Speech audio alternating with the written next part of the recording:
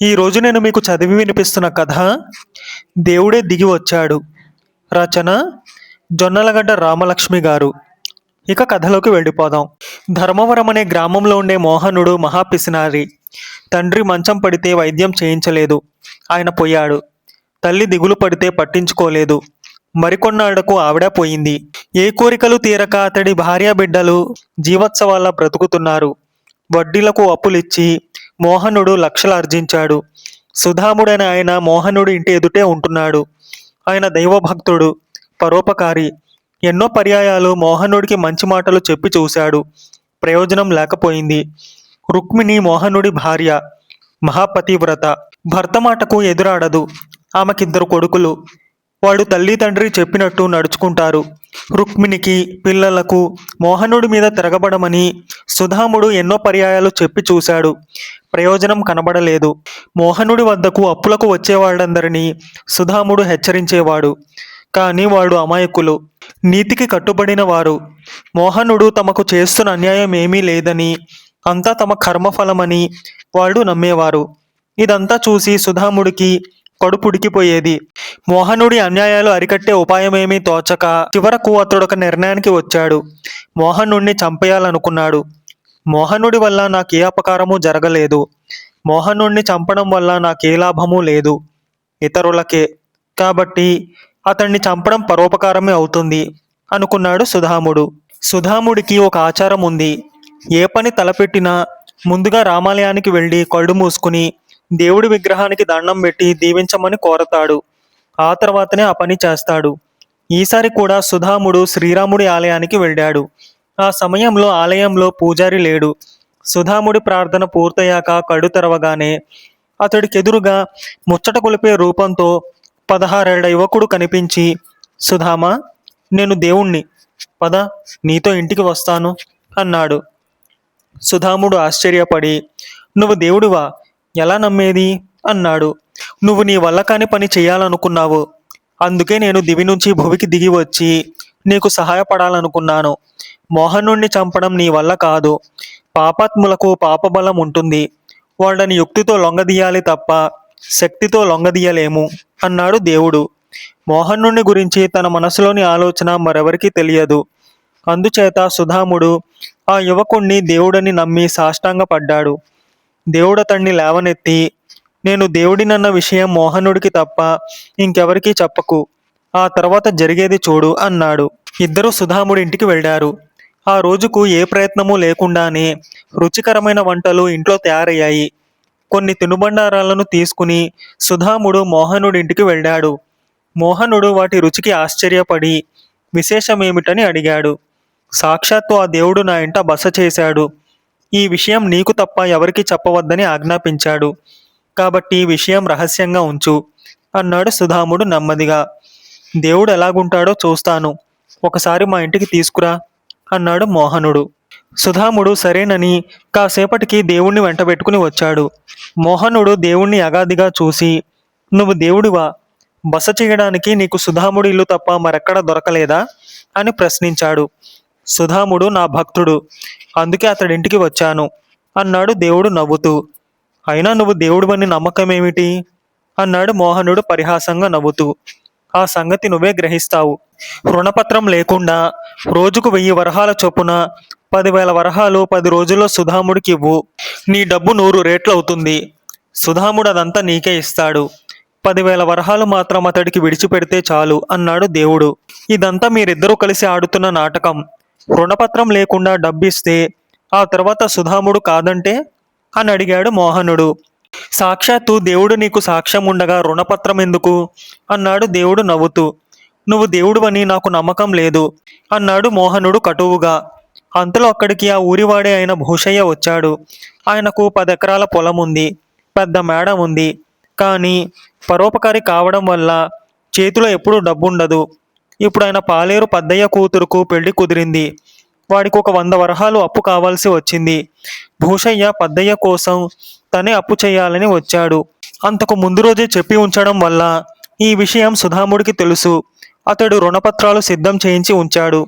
దేవుడు భూషయ్యతో, చూడబోతే పరోపకారిలా ఉన్నావు, నువ్వు పత్రం సాక్ష్యం లేకుండా రోజుకు 1000 వరహాల చొప్పున సుధాముడికి ఇవ్వు. 10 రోజుల తర్వాత ఆ డబ్బు 100 రెట్లు అవుతుంది. అంతా నీదే. 10,000 వరహాలు మాత్రం సుధాముడికి విడిచిపెడితే చాలు అన్నాడు. నువ్వు చెప్పినట్లే చేస్తాను. కానీ రోజుకు 1000 వరహాలు ఎక్కడి నుంచి తెచ్చేది అన్నాడు భూషయ్య దిగులుగా. దాందేముంది, ఈ మోహనుడే నీకు అప్పిస్తాడు అన్నాడు దేవుడు. మోహనుడు వెంటనే భూషయ్యతో, నేను మాత్రం సాక్ష్యం లేకుండా అప్పివ్వను. నీ ఇల్లు భూమి హామీగా పెట్టి పత్రం రాసిస్తే మొత్తం 10,000 వరహాలు ఒక్కసారే ఇస్తాను అన్నాడు. అప్పు ఒక్కసారే తీసుకున్నా డబ్బు ఒక్కసారే ఇవ్వడానికి వీల్లేదు. అలా చేస్తే అదృష్టం కలిసి రాదు అని దేవుడు భూషయ్యను హెచ్చరించాడు. భూషయ్య మోహనుడు కోరిన విధంగా రుణపత్రం రాసిచ్చి 10,000 వరహాలు తీసుకుని అందులో 1000 వరహాలు సుధాముడికి ఇచ్చాడు. దేవుడు ఆయనతో, ఈ విషయం ఊళ్ళో నీకు తెలిసిన వారందరికీ చెప్పు. 1000 వరహాలన్న సిద్ధాంతమేమీ లేదు. 1 వరహా కావచ్చు, 1,00,000 వరహాలు కావచ్చు. మొత్తం ఎంత ఇస్తే అంతకు 100 రెట్లు అవుతుంది. తెలిసిందా అన్నాడు. ఇందుకు సరేనని తల ఊపి భూషయ్య వెళ్ళిపోయాడు. మీరంతా కలిసి నన్ను బికారిని చెయ్యాలని ఏదో పథకం వేశారు. నువ్వు నిజంగా దేవుడివైతే నేను నమ్మే మహిమ ఏదైనా నా ఎదుట చెయ్యి అన్నాడు మోహనుడు. అయితే చూడు, నా దశావతారాల రూపాలు ప్రదర్శిస్తాను అన్నాడు దేవుడు. మోహనుడు దేవుడి వంకే చూశాడు. అతడికి దేవుడు ముందున్నట్టే కనిపించాడు. ఏ మార్పు లేదు. సుధాముడు మాత్రం దశావతారాల రూపాలను చూసి పరవశించిపోతూ స్తోత్రాలు చేశాడు. అంతా పచ్చి మోసం. మీరు నాటకమాడుతున్నారు. ఇక వెళ్ళండి అన్నాడు మోహనుడు కోపంగా. దేవుడు సుధాముడు అక్కడి నుంచి వెళ్ళిపోయారు. ఆ సాయంకాలం మోహనుడి ఇంటి ముందు జనం బాగా పోగయ్యారు. అంతా తమకున్నవన్నీ తాకట్టు పెట్టి అతడి దగ్గర అప్పు తీసుకుని సుధాముడింట్లో డబ్బిస్తున్నారు. ఆ విధంగా సుధాముడింట్లో కనకవర్షం కురుస్తున్నది. ఇదంతా చూసి సుధాముడు కంగారు పడిపోతూ దేవుడితో, అంతా నాకు అయోమయంగా ఉన్నది. ఒక పిసినారి ప్రజాకంటకుణ్ణి చంపడానికి ఇంత తతంగం దేనికి? నీ కారణంగా మోహనుడు మరింత బాగుపడ్డాడు. ఎప్పుడు చేయని వాళ్ళందరూ వాడి వద్ద అప్పు చేసి వాడి గుప్పెట్లోకి వెళ్ళిపోతున్నారు. నీ లీల ఏమిటో నాకు తెలియడం లేదు. నువ్వు మోహనుణ్ణి మోసగించాలని వేసిన పథకం కూడా పారలేదు అంటూ వాపోయాడు. అంతా చిరునవ్వుతో విన్న దేవుడు, నేను మోహనుణ్ణి మోసగించాలనుకోలేదు. అతడికి అంతా నిజమే చెప్పాను. 10 లక్షల వరహాలను 10 కోట్లు చేసుకునే అవకాశం ఇచ్చాను. ఇంకా 10 రోజుల వ్యవధి ఉన్నది కదా, మనసు మార్చుకుంటాడేమో చూద్దాం అన్నాడు. అలా 10 రోజులు గడిచిపోయాయి. దేవుడు సుధాముడితో, కాసేపట్లో అందరి డబ్బు 100 రెట్లు అవుతుంది. వాగ్దానం చేసిన ప్రకారం ఎవరి డబ్బు వారికివ్వు. నీకు వచ్చిన దానితో తరతరాలు సుఖంగా జీవించు. నాకు కాస్త పని మిగిలిపోయింది, అది ముగించుకుని చక్కా పోతాను అంటూ బయలుదేరి మోహనుడింటికి వెళ్ళాడు. మోహనుడు దేవుణ్ణి చూసి నవ్వుతూ, గడువు కాలం ముగిసింది, తొందరగా ఎక్కడికైనా ఉడాయించు, లేకపోతే దగాపడ్డ తమ్ముళ్ళందరూ నీ మీద రాళ్లవర్షం కురిపించి చంపేస్తారు.